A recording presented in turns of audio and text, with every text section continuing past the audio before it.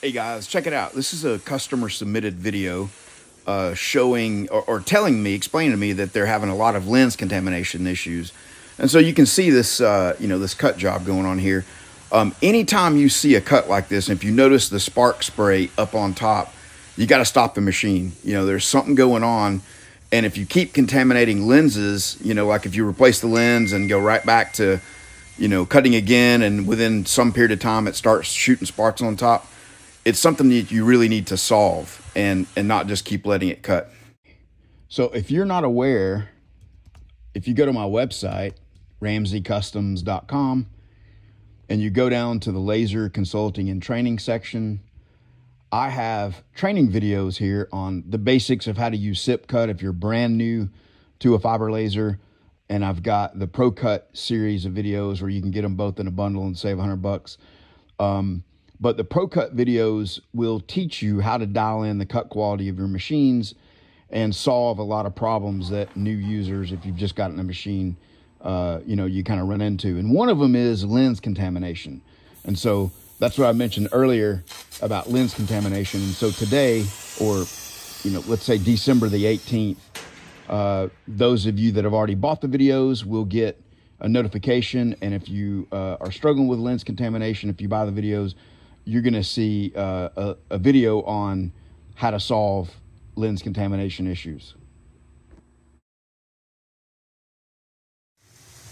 So we are rewinding back several months to around February, March of this year. This is at Cyrious Metalworks, and you're looking at Matt. He's getting the machine set up there. And this is a 3 kilowatt machine that we got Luke Sear from Cyrious Metalworks set up with.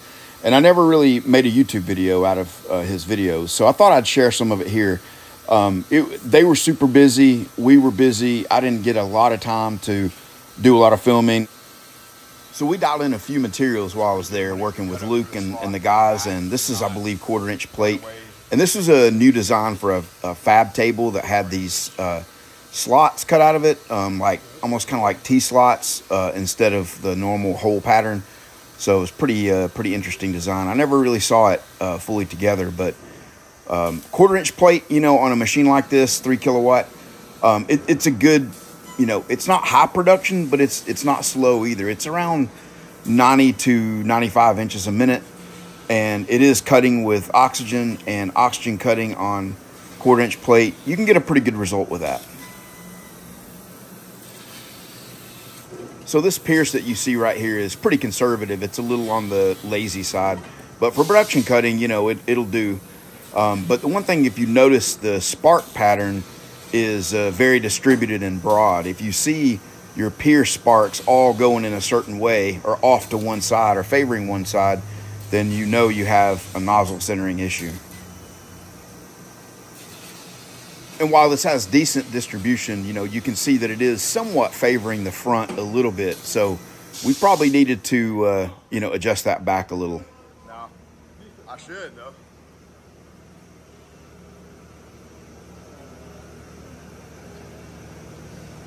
So Luke has got this thing figured out, the business model that is. You don't need an overhead crane. You don't need any fancy, vacuum lifters.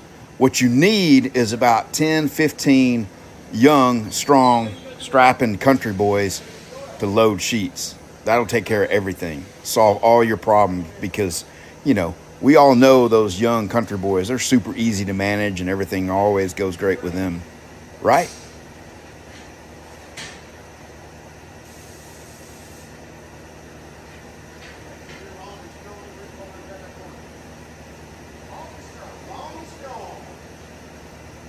So this was a 5x10 1/4-inch sheet, and I don't know, it probably weighed 300 pounds. I don't know the exact weight, but it was somewhere in that range. And so this part of Luke's shop where he decided to put the laser didn't have good side access. And normally, if you're facing the front of the laser, the front and left sides are going to be your good side to load.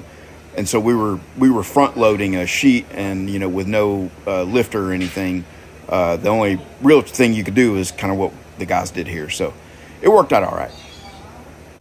So Cyrious Metalworks, the plasma table builders, Luke, Sear, and the guys here, they're only about 2.5 hours from me, up near the Oklahoma border, still in Texas, a town called Whitewright. And I like selling ones like this because I can go back, pretty easily and follow up. And so I think after I was originally there, this was in a return trip, like maybe a week or two later. And this was a big stainless job that they had. I don't remember. I think they had 5,000 of these to cut. And so I went back to help them optimize the cut process here on these and help them with lens contamination, which was kind of the subject of this video. This machine was definitely wanting to contaminate lenses on a regular basis. And so we were able to get all that solved, and Luke got this job knocked out. I think this was 18 or 16 gauge stainless, cutting at about 800 or 900 inches a minute.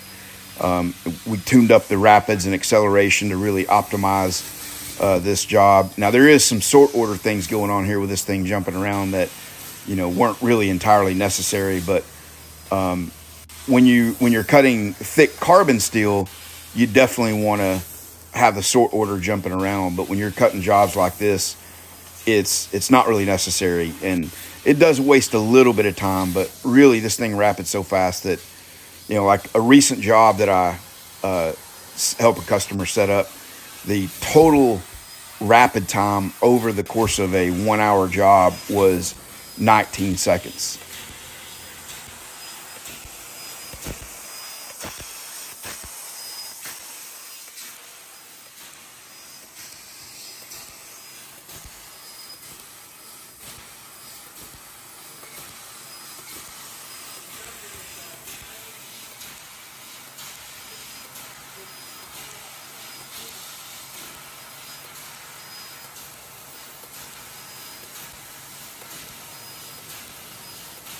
So back close to 4 years ago, when I first got my first laser, one of my first customers was actually Luke. I was cutting his logos that you see here.